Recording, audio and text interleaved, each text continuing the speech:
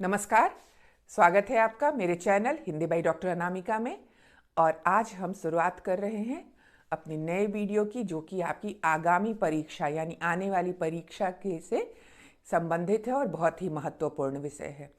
रचना खंड की बात करें तो सूचना लेखन उसका एक महत्वपूर्ण हिस्सा है, जहाँ पर इस बार वहाँ पर आपको 2 प्रश्नों के उत्तर देने होंगे और 2.5 यानी 2.5 मार्क्स के 2 प्रश्न आपको उत्तर में लिखने होंगे। तो बात करते हैं सूचना लेखन की, और उससे पहले महत्वपूर्ण सूचना आपके लिए कि मेरे चैनल को सब्सक्राइब जरूर करें ताकि आपको आने वाले हर वीडियो की जानकारी मिलती रहे, उसका नोटिफिकेशन आपको मिल जाए। बात करते हैं सूचना लेखन की। सूचना लेखन है क्या?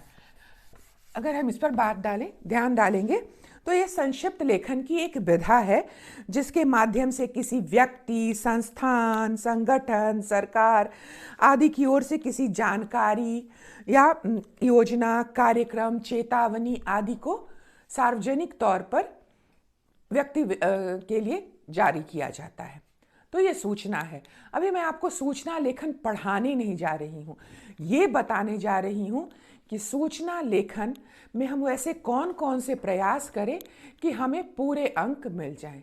चूँकि परीक्षा को ध्यान में रखकर ये जानकारियाँ आपको दी जा रही हैं, तो हम बात करेंगे, सीधे इस बात की ओर करेंगे, ध्यान देंगे कि हमें किन किन बातों का ध्यान रखना होगा जिससे हमें पूरे अंक प्राप्त हो सकें, और वैसी कौन कौन सी जगहें हैं, वो कौन सी गलतियां होती हैं जिसके कारण हमारे अंक कट जाते हैं।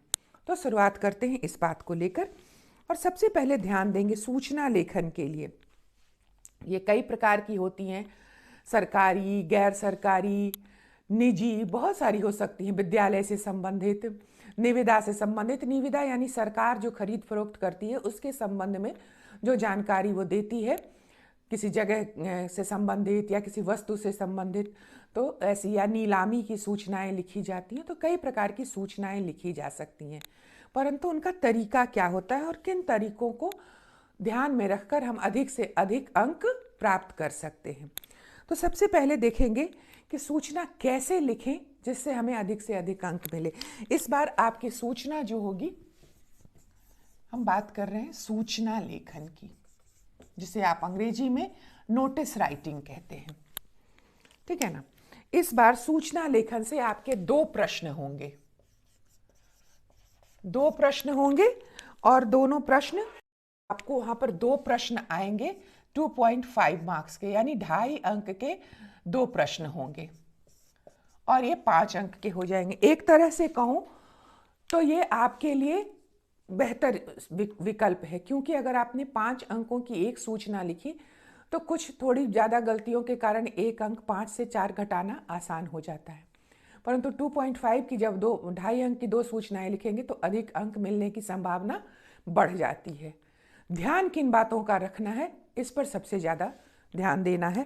तो सबसे पहली बात जो हमें ध्यान देनी है सूचना लेखन में, और वो कौन सी वजहें हैं जिन पर ध्यान देना है, वही वजहें हैं जिसकी वजह से अंक कट जाते हैं।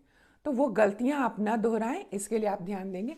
सबसे पहली और ज़रूरी चीज़ है कि पूरी सूचना एक स्थान पर एक बॉक्स में लिखी जानी चाहिए। पूरी सूचना एक ही स्थान पर एक बॉक्स में होनी चाहिए। बच्चे क्या गलतियां करते हैं कि मान लीजिए ये आपका आपकी उत्तर पुस्तिका है, ठीक है ना। गलती क्या करते हैं कि आधी सूचना वो यहाँ लिखते हैं और फिर बॉक्स बनाकर आधी सूचना यहाँ लिख देते हैं। ये बिल्कुल गलत तरीका है और यहाँ आपके अंक कट जाएंगे। फिर आप जो कॉपी जांचने वाले व्यक्ति हैं उसकी, एग्जामिनर की मर्जी पर आ जाएंगे, परीक्षक की मर्जी पर आ जाएंगे। उसका मन होगा वो अंक दे सकता है, नहीं तो आपने पूरा प्रारूप गलत कर दिया, तरीका आपका ये गलत है। तो ये कभी नहीं होना चाहिए कि प्रश्न संख्या मान लो या 17 है तो हमने यहाँ से शुरुआत की और यहाँ आकर खत्म किया, ये बिल्कुल गलत तरीका है। पूरी सूचना एक ही स्थान पर लिखी जानी चाहिए, पूरी सूचना, यहाँ प्रारंभ से अंत तक चीज़ें होनी चाहिए एक स्थान पर, और वह एक बॉक्स में होनी चाहिए। तो पूरी सूचना एक स्थान पर एक बॉक्स में होनी चाहिए, ये सबसे पहले ध्यान देने की बात है, ठीक है। दूसरी बात है, हाँ मैं लिखती भी जा रही हूं, पूरी सूचना एक बॉक्स में होनी चाहिए, एक स्थान पर बॉक्स में। ठीक है ना? तो ये तय है, निश्चित है, ये जरूर होना चाहिए। ये एक आपका तरीका हो गया। दूसरी बात ये होती है कि शब्द जो होते हैं वो सरल शब्द होने चाहिए, और उसके बाद उससे भी जरूरी चीज क्या है कि इसका जो प्रारूप है वो बिल्कुल सही होना चाहिए। बिल्कुल प्रारूप जो है वह पूरी तरह से सही होना चाहिए, क्योंकि प्रारूप के लिए भी अंक रहते हैं आपके। यहाँ 2.5 में डिवीजन आपका 1 अंक प्रारूप होगा, ठीक है ना, और 2 अंक आपके, सॉरी, 1 प्रारूप होगा और 1.5 आपके तथ्य के लिए होंगे, 2 सूचनाओं में से। तो सूचना का प्रारूप बहुत ही महत्वपूर्ण चीज है, उसको आप ध्यान में रखेंगे, क्योंकि इसके लिए आपको अंक मिलने वाले हैं। तो हम सबसे पहले प्रारूप की बात करते हैं। फॉर्मेट बिल्कुल सही होना चाहिए। सूचना के प्रारूप की बात करें, एक बॉक्स में सबसे पहला प्रारूप का ये हिस्सा हो गया बॉक्स, और सबसे ऊपर क्या करेंगे, तो यहां पर हम उस संस्थान का नाम लिखेंगे जिसने सूचना जारी की है। ठीक है ना? ये संस्थान का नाम, आपका संस्थान आपका विद्यालय हो सकता है, कोई भी विद्यालय हो सकता है, कोई पुस्तकालय हो सकता है, कोई सरकारी संस्था हो सकती है, कोई निजी संस्था हो सकती है, कोई कॉलोनी हो सकती है, कोई भी हो सकता है। तो उस संस्थान का नाम हम सबसे पहले लिखेंगे। फिर उससे ठीक नीचे हम लिखेंगे सूचना शब्द, बिल्कुल बीचों बीच ये सूचना शब्द लिखा जाएगा। ठीक है? उसके बाद हम यहां लिखेंगे तिथि, यानी ये सूचना किस तिथि को जारी की जा रही है। उसके बाद इस ओर होगा हमारा लक्षित वर्ग। लक्षित वर्ग क्या है, इस पर हम थोड़ी सी चर्चा कर लेंगे। लक्षित वर्ग यानी टारगेटेड ग्रुप। हर सूचना के लिए लक्षित वर्ग नहीं होता, कुछ सूचनाएं सबों के लिए होती है, जन सामान्य के लिए होती है, हर व्यक्ति के लिए होती है, परंतु कुछ सूचनाएं टारगेटेड ग्रुप यानी लक्षित वर्ग के लिए होती हैं। अगर ऐसी कोई सूचना हमें देनी है तब हमें लक्षित वर्ग लिखना होगा। उदाहरण के तौर पर हम कह सकते हैं कि मान लीजिए आपके विद्यालय में एक शैक्षणिक भ्रमण का आयोजन किया जा रहा है जो कक्षा 9वीं से 12वीं तक के बच्चों के लिए है। इससे संबंधित एक सूचना आपके विद्यालय के श्याम पट्ट पर, ब्लैक बोर्ड पर, व्हाइट बोर्ड पर, जो भी आप कहें, वहां लिखी जानी है। अगर हमने वहां पर लक्षित वर्ग नहीं लिखा तो वह भ्रम पैदा करने की स्थिति में आ जाएगी, वह सूचना भ्रमित करने वाली होगी।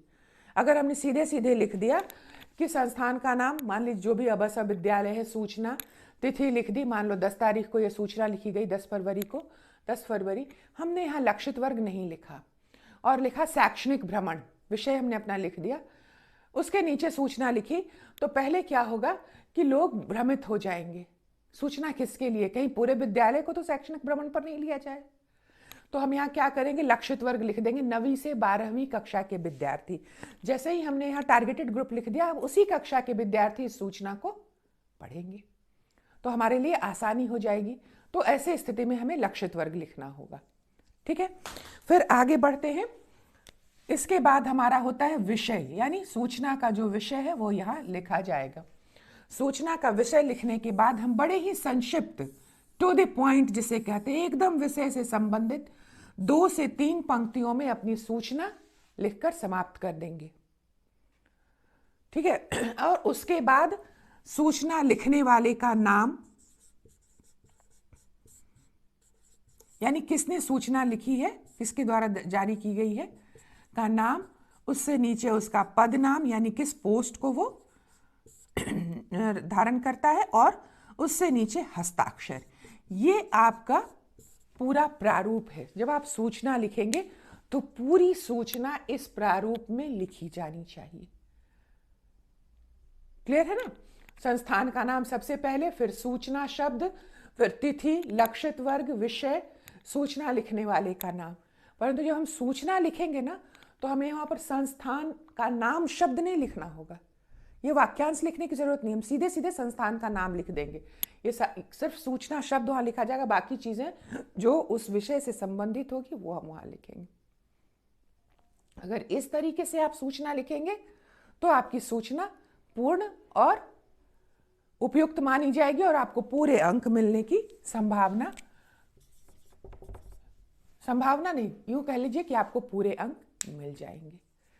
ठीक है ना। तो इस बात को ध्यान में रखेंगे। ये आपका प्रारूप, और प्रारूप के साथ तथ्य विषय से संबंधित और एकदम, जिसको कहते हैं ना कि एकदम शॉर्ट एंड क्रिस्प होता है, कि उस एकदम संक्षिप्त और उचित, कोई अनावश्यक तथ्य लिखने की जरूरत नहीं है। और इस तरह से अगर आपने सूचना लिखी तो आपकी सूचना उपयुक्त सूचना मानी जाएगी और आपको पूरे अंक मिल जाएंगे। ये तो हुई आपको बातों से समझाने की स्थिति। आगे हम कुछ उदाहरणों के माध्यम से इस सूचना को लिखने के तरीके को और हमारा तथ्य कितना होना चाहिए इस पर ध्यान देंगे, और तब ये आपके लिए और आसान हो जाएगा इसे समझ पाना, इसे और अच्छे तरीके से लिख पाना। तो आगे मैं 2-3 उदाहरणों के माध्यम से आपको इस सूचना लेखन को और स्पष्ट कर दूंगी ताकि आपकी समस्या का समाधान हो सके। तो पहला उदाहरण लेकर मैं आ रही। तो हमारा पहला प्रश्न है, विद्या निकेतन आगरा 10वीं कक्षा के विद्यार्थियों को शैक्षणिक भ्रमण हेतु राजस्थान ले जाना चाहता है। इससे संबंधित आवश्यक जानकारियां देते हुए विद्यालय के सूचना पट पर सूचना लिखें। आप सांस्कृतिक विभाग के सचिव आस्तिक राज हैं।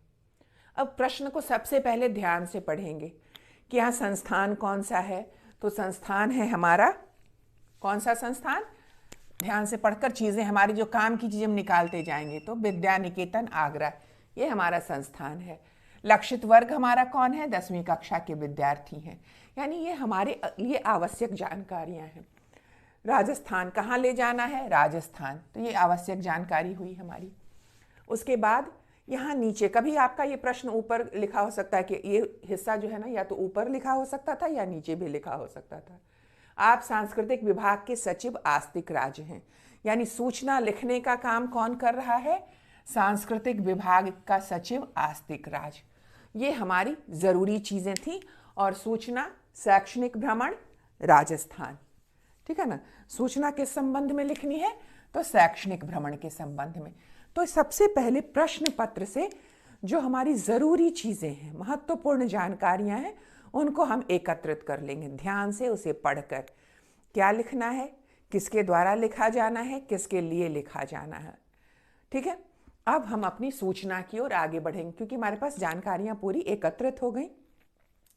सूचना देने वाला संस्थान कौन है, तो विद्या निकेतन आगरा। तो सबसे पहले हमने संस्थान का नाम लिखा, विद्या निकेतन आगरा। ठीक है। उसके बाद हमने सूचना शब्द लिखा, ठीक है ना। इसे लिखने के बाद हमने तिथि डाली, यानी ये सूचना जारी की जा रही है 13 फरवरी 2022 को ये सूचना जारी की गई है। तो वो तिथि हमने यहाँ लिखी जिस तिथि को सूचना जारी की गई। फिर हमने देखा कि इस प्रश्न में हमारा एक टारगेटेड ग्रुप है, एक लक्षित वर्ग है, यानी पूरे विद्यालय को घूमने के लिए, शैक्षणिक भ्रमण के लिए नहीं ले जाया जा रहा है, एक विशेष कक्षा को ले जाया जा रहा है, वो 10वीं कक्षा। तो हमने अपना यहाँ पर लक्षित वर्ग भी लिख दिया कि सूचना, यह सूचना किसके लिए है, 10वीं कक्षा के विद्यार्थियों के लिए है। अब हम अपने विषय की ओर आ जाएंगे। तथ्य जो हमारा था शैक्षणिक भ्रमण, तो हमने लिखा विषय यहाँ पर शैक्षणिक भ्रमण। ठीक है। तो विषय लिख दिया हमने शैक्षणिक भ्रमण। प्रारूप को ध्यान में रखिए, सबसे ऊपर संस्थान था, सूचना शब्द, तिथि, लक्षित वर्ग, विषय, यहां तक हम आ गए। अब बात करते हैं तथ्य की, एकदम संक्षिप्त और पूरा। 10वीं कक्षा के विद्यार्थियों को सूचित किया जाता है कि शैक्षणिक भ्रमण गतिविधि के अंतर्गत विद्यालय प्रबंधन ने राजस्थान जाने का निर्णय लिया है। हमने सूचना दी कि शैक्षणिक भ्रमण के तहत हमें कहाँ जाना है, राजस्थान जाना है। इच्छुक विद्यार्थी, यानी ये कंपलसरी नहीं है, क्योंकि यहाँ नहीं लिखा होता अनिवार्य रूप है, तो हमने अपनी तरफ से सूचना बना ली कि ये कंपलसरी नहीं है, अनिवार्य नहीं है, जो जाना चाहते हैं वो जाएंगे। इसीलिए हमने लिखा इच्छुक विद्यार्थी, यानी जो जाना चाहता है। दिनांक 23 फरवरी, हमने 10 दिन का समय दिया उनको रजिस्ट्रेशन करवाने के लिए, पंजीकरण करवाने के लिए। दिनांक 23 फरवरी तक विद्यालय के सांस्कृतिक विभाग के सचिव के पास जाकर अपना पंजीकरण अवश्य करवा लें। एकदम संक्षिप्त सूचना, यहाँ जाना है और आपको कहाँ जाकर पंजीकरण करवाना है। इसके साथ ही बच्चों के दिमाग में अब बातें आएंगी, या तो वो वहाँ जाकर पता करें कि शुल्क क्या होगा, कितने दिन के लिए जाना है, कब से कब जाना है।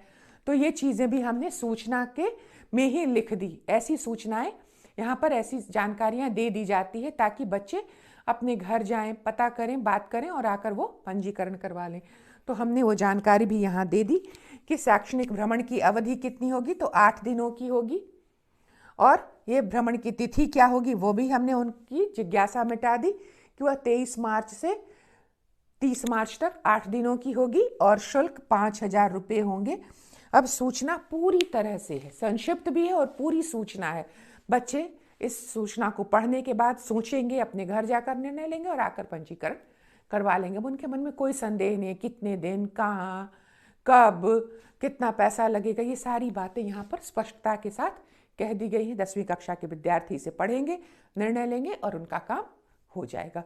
तो सूचना बिल्कुल इसी तरह से लिखी जानी चाहिए, और अगर आपने ऐसी सूचना लिखी तो आपके पूरे अंक निश्चित हैं, पूरे अंक निश्चित हो जाएंगे। तो इस बात को ध्यान में रखेंगे। आगे हम 1-2 उदाहरण और लेंगे।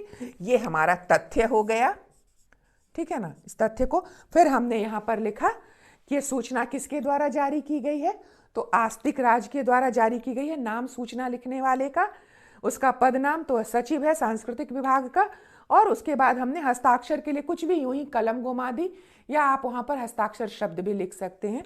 तो इसका मतलब ये है कि आपको पूरा प्रारूप पता है। यहाँ पर नाम, पदनाम और हस्ताक्षर होना जरूरी है। हस्ताक्षर शब्द भी अगर लिख दिया आपने तो ये बताएगा कि आपको पूरा प्रारूप पता है, और इस तरह से अगर आपने लिखा तो पूरे अंक आपके, पूरा प्रारूप आपने को पता है तो पूरे अंक आपके हो जाएंगे। सूचना इस तरह से अगर आपने लिखी तो। आगे बढ़ते हैं एक और नया उदाहरण लेकर जो आपको और स्पष्ट करेगा सूचना लेखन के इस तरीके को। तो बढ़ते हैं अगले उदाहरण की ओर। हमारा अगला प्रश्न है, आप दिव्य ज्ञान विद्यालय मेरठ के विद्यार्थी गौरव हैं। खेल के कालांश में खेलते समय आपका विद्यार्थी परिचय पत्र कहीं गिर गया, ठीक है। इसकी सूचना विद्यालय के सूचना पट पर लिखें। फिर हम अपनी चीज़ों को यहाँ से एकत्रित कर लेंगे। विद्यालय कौन सा, तो दिव्य ज्ञान, कहाँ, मेरठ। नाम क्या है विद्यार्थी का, गौरव।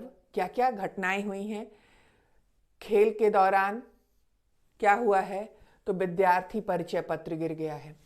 इतनी बातें हमने, ये संबंधित आवश्यक जानकारी है, हमने इसको रेखांकित कर लिया, तय कर लिया कि मुझे इन चीज़ों की ज़रूरत पड़ेगी। अब हमने यहाँ सूचना लिखनी प्रारंभ की।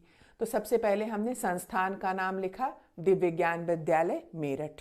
ये नाम दिया गया है, नहीं दिया जाए तो अबस विद्यालय, कखग नगर, कुछ भी लिख सकते हैं आप।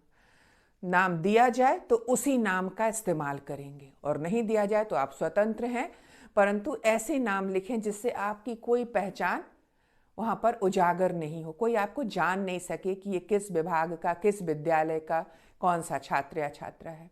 तो आप जब नाम नहीं दिए जाएं तो क ख ग अ ब स का सहारा लें। तो हमने यहाँ लिख दिया संस्थान का नाम, फिर सूचना शब्द लिखा, तिथि लिखी 15 फरवरी 2022, यानी ये सूचना जारी की जा रही है 15 फरवरी 2022 को, ठीक है। मैंने इधर लक्षित वर्ग नहीं लिखा है क्योंकि ये सूचना विद्यालय के सभी छात्र छात्राओं के लिए है, तो कोई हमारा टारगेटेड ग्रुप नहीं है। विद्यालय में जितने भी छात्र छात्राएं हैं, जो भी हैं, उनके लिए सूचना हमने लिखी है, सभी के लिए है। विषय हमने लिखा परिचय पत्र खो जाने के संबंध में या संदर्भ में। आगे बढ़ेंगे। अब हम अपने सूचना के तथ्य पर आते हैं, जो सबसे महत्वपूर्ण हुआ प्रारूप के बाद। सभी छात्रों को सूचित किया जाता है कि कल परिचय पत्र खो गया है। अब आज सूचना लिख रहे हैं तो हमने कल की बात की। कल दिनांक 14 फरवरी को खेल कालांश के दौरान, कालांश यानी पीरियड जिसे आप कहते हैं, घंटी, खेल कालांश के दौरान मेरा पहचान पत्र खेल परिसर में ही कहीं गिर गया था। यानी मुझे ये ज्ञात है कि, एहसास है कि वह खेलते समय ही गिर गया था। खेल परिसर यानी जो खेल का मैदान था या फिर जो आपका बास्केटबॉल एरिया होता है या फिर जो अन्य स्टेडियम टाइप की चीज़ें बनी होती हैं जहाँ इंडोर गेम्स आप खेलते हैं, तो कोई भी जगह, तो खेल परिसर में गिर गया था। जिस किसी को भी यह पहचान पत्र मिले वे उसे विद्यालय के खोया पाया विभाग में जमा कराने का कष्ट करें। एकदम संक्षिप्त और पूरी सूचना। मेरा परिचय पत्र गिर गया, कहाँ गिर गया, जगह भी हमने, जो हमें अंदाजे से पता था वो हमने बता दिया, और अगर मिले तो उसे कहाँ रखना है ये तय कर दिया हमने, लिख दिया। और तब सूचना जारी करने वाले का नाम गौरव, क्योंकि ये नाम हमें वहाँ दिया गया था। पद नाम, चूंकि ये किसी पद को तो नहीं लेकिन विद्यालय का विद्यार्थी है तो हमने यहाँ विद्यार्थी लिखा, और उसकी कक्षा 10वीं ताकि लोगों को ये पता चल सके कि हमें किसका परिचय पत्र कहाँ देना है। तो ये सारी चीज़ें आप देखेंगे। प्रारूप की बात करें, संस्थान का नाम, तिथि, सूचना, विषय, तथ्य, जारी करने वाले का नाम, उसका जो भी पद है, जो भी वो उसकी पहचान है, और फिर उसकी पूरी पहचान को हमने विस्तृत रूप दिया। यहाँ पर एक हस्ताक्षर के तौर पे हम, हस्ताक्षर के तौर पर आप कुछ भी ऐसे कर देंगे जिससे ये पता चले परीक्षक को कि आपको ये मालूम है कि वहाँ पर हस्ताक्षर भी होने चाहिए। तो ये पूरी सूचना हो गई। आपको पूरे अंक इसके लिए मिल जाएंगे। हाँ, कहीं कोई गलती नहीं है तो आप डिजर्व करते हैं आपको ये कि आपको पूरे अंक दे दिए जाएं। तो ये एक तरीका हुआ। एक और तरीका हुआ सूचना लिखने का। आगे एक और उदाहरण मैं आपके लिए लेकर आती हूँ ताकि चीज़ें और स्पष्ट हों। तो बढ़ते हैं अगले उदाहरण की ओर। हमारा अगला प्रश्न है, आप स्टेशन मास्टर रामप्रवेश शर्मा हैं। रेलगाड़ी के समय परिवर्तन की सूचना रेलवे स्टेशन के सूचना पट्ट पर लिखें।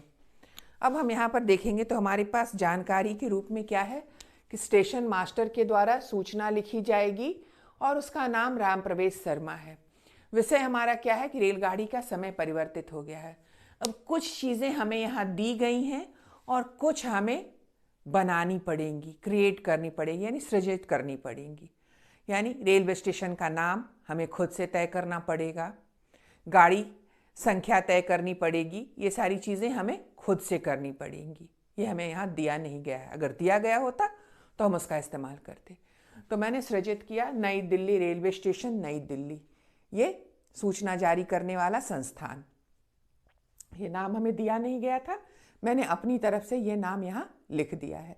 आप क ख ग ब स इस्तेमाल कर सकते हैं, किसी भी रेलवे स्टेशन का नाम लिख सकते हैं। फिर मैंने सूचना शब्द लिखा, तिथि लिखी जिस दिन सूचना जारी की जा रही है, और यहाँ मैंने लक्षित वर्ग लिखा है क्योंकि रेलवे स्टेशन पर न तो केवल एक कोई रेलगाड़ी आती है और ना ही एक रेलगाड़ी के यात्री होते हैं। असंख्य रेलगाड़ियाँ, कई रेलगाड़ियाँ आती जाती रहती हैं अलग अलग स्थान से। तो हमने यहाँ पर लिखा है कि गाड़ी संख्या, यानी यह सूचना किस गाड़ी के यात्रियों के लिए है। तो हमने यहाँ लिखा है गाड़ी संख्या 2856 के यात्रीगण, यानी ये उनके लिए ये सूचना है। और तब हमने विषय लिखा रेलगाड़ी का समय परिवर्तन। हमारी सूचना का विषय क्या है? तो रेलगाड़ी के समय में परिवर्तन। तो हमने लिखा रेलगाड़ी का समय परिवर्तन। सूचना को आप विषय को आप अंडरलाइन भी कर सकते हैं, रेखांकित भी कर सकते हैं ताकि वो स्पष्ट हो जाए। फिर आगे हमने लिखा, अपनी सूचना लिखी बहुत ही संक्षिप्त शब्दों में। गाड़ी संख्या 2856 के यात्रियों को सूचित किया जाता है कि किसी कारणवश यह गाड़ी अपने निर्धारित समय से 2 घंटे विलंब से चल रही है। अतः यह गाड़ी अपने निर्धारित समय प्रातः 8 बजे के स्थान पर प्रातः 10 बजे नई दिल्ली स्टेशन पर आएगी। आपको होने वाली असुविधा के लिए खेद है। फिर हमने नाम लिखा, पद नाम लिखा और हस्ताक्षर किए। कई बार बस इतनी ही सूचना हमें देनी। कई बार बच्चे क्या करते हैं, वो लिखने लगते हैं रेलगाड़ी का चक्का खुल गया, इंजन खुल गया। क्या हुआ, हमें उससे कोई मतलब नहीं है। हमें सूचना देनी है किसे? यात्रियों को। उस गाड़ी से जाने वाले यात्रियों को सूचना देनी है। कितनी सूचना देनी है? कि गाड़ी कब आने वाली थी, कब आएगी, बस इतनी ही सूचना देनी है। यात्री को इतने से ही मतलब है कि उसकी गाड़ी 2 घंटे विलंब से आने वाली है। अब क्या हो गया, वो जानकर क्या करेगा बेचारा, उससे 2 घंटे विलंब की सूचना मिलनी। तो बस आप उतनी ही संक्षिप्त और पूरी सूचना। संक्षिप्त का ये मतलब नहीं होता है कि सूचना का कोई हिस्सा ही गायब हो जाए। तो हमने संक्षिप्त रूप में पूरी सूचना दी। हमें कारण बताने की ज़रूरत नहीं थी। अगर हम ये लिखते तो सूचना का विस्तार हो जाता, जिसकी आवश्यकता नहीं है। तो इसलिए हमने लिखा कि इतने संख्या गाड़ी के यात्रियों को सूचित किया जाता है कि गाड़ी जो है वह 2 घंटे विलंब से यानी कि 8 बजे के स्थान पर 10 बजे आएगी। और तब हमने असुविधा के लिए खेद की बात की और यहाँ पर सब कुछ लिख दिया। ये हमारे संस्थान का नाम हो गया, ये तिथि हो गई, सूचना शब्द हो गया, लक्षित वर्ग हो गया, विषय हो गया, तथ्य हो गया हमारा, और ये नाम, पदनाम और हस्ताक्षर। तो यह एक पूरी सूचना है। गाड़ी का समय परिवर्तन, विद्यालय में कोई अवकाश घोषित हुआ है उससे संबंधित सूचना लिखी जा सकती है। तो इस तरह की सूचनाएं आप लिख सकते हैं। या सरकारी विभाग कोई सूचना जारी कर रहा है कि मान लो जो रद्दी होती है ना, खरीदने के लिए भी सूचनाएं जारी की जाती है, तो उस विभाग के द्वारा सूचना जारी की जाएगी कि उसे खरीदने के लिए निर्धारित समय, स्थान, ऐसी स्थितियों में निर्धारित समय, स्थान, तिथि जरूर लिखेंगे आप। ठीक है ना। तो इस तरह से आप सूचना लिख सकते हैं। फिर खोया पाया की एक सूचना मैंने आपको लिख कर दिखाई। उसमें जैसे पहचान पत्र था, वहाँ पर आप लिख सकते हैं पुस्तक खो जाने की सूचना, कोई वस्तु आपकी घड़ी या कोई अन्य चीज़ गुम हो गई हो तो उससे संबंधित सूचना। लेकिन जब हमने परिचय पत्र लिखा ना, तो नाम से वहाँ पर काम हो जाएगा। लेकिन पुस्तक है या घड़ी है, ऐसी चीज़ खो जाए, तब आपको विवरण देना होगा कि मेरी इस कंपनी के इस रंग की घड़ी खो गई है, ताकि मिलने वाले को जब पता चले तो वो ऐसी घड़ी वहाँ लाकर जमा करवा दे। या पुस्तक तो पुस्तक का नाम, अगर उस पर कोई कवर लगा है ना, तो उस कवर का विवरण कि ऐसा कवर लगा हुआ है, तो उससे पहचानने में आसानी हो जाएगी। परंतु संक्षिप्त रूप में कितने पन्ने हैं, क्या लिखा है, ये लिखने की ज़रूरत नहीं है। बस रंग, अगर कम घड़ी है तो कंपनी का नाम, रंग, ऐसी चीज़ें लिखेंगे। इसी तरह से जैसे आप किसी कॉलोनी में मान लीजिए आज बिजली की कटौती होने वाली है, अक्सर लोड शेडिंग जिसे आप कहते हैं, तो ऐसी स्थिति में कॉलोनी का सचिव जो है वह सूचना जारी कर सकता है। ऐसी स्थिति में सूचनाएं पहले दे दी जाती हैं कि इस कॉलोनी में आज 12 घंटे बिजली बाधित रहेगी या 10 घंटे बाधित रहेगी, तो वह सूचना पट्ट पर लिखेंगे। वहाँ भी एकदम संक्षिप्त और पूरी सूचना। सबसे पहले कॉलोनी का नाम कि किस कॉलोनी के लिए सूचना है, सूचना शब्द, तिथि, ठीक है। उसके बाद लक्षित वर्ग की वहाँ ज़रूरत नहीं होती क्योंकि वो पूरे कॉलोनी वासियों के लिए है। फिर बिजली कटौती के संबंध में या विद्युत आपूर्ति बाधित होने के संबंध में, और तब लिखेंगे कि कॉलोनी वासियों को सूचित किया जाता है कि किसी कारणवश आज प्रातः 8 बजे से सायं 5 बजे तक विद्युत आपूर्ति, कॉलोनी में विद्युत आपूर्ति बाधित रहेगी। आपसे अनुरोध है कि आप उचित व्यवस्था कर लें, आपको होने वाली असुविधा के लिए हमें खेद है। उसके बाद नाम, पदनाम और हस्ताक्षर। तो इस तरह से जब आप सूचना लिखेंगे तो आपकी सूचना एक पूरी सूचना होगी और आपको पूरे अंक भी उसके लिए दिए जाएंगे। निश्चिंत रहें कि अगर आपने ऐसे लिखा तो कहीं भी कोई अंक की कटौती नहीं होगी। तो अभ्यास करते रहिए, अभ्यास करते रहने से ही चीज़ें सही रहती हैं। अभ्यास करते रहिए और आपकी सफलता की कामना करती हूँ। और अगले वीडियो में फिर मिलूंगी। मेरे चैनल को सब्सक्राइब जरूर कीजिए ताकि आपको आने वाली वीडियो की सूचना मिलती रहे। धन्यवाद, मिलते हैं अगले वीडियो में।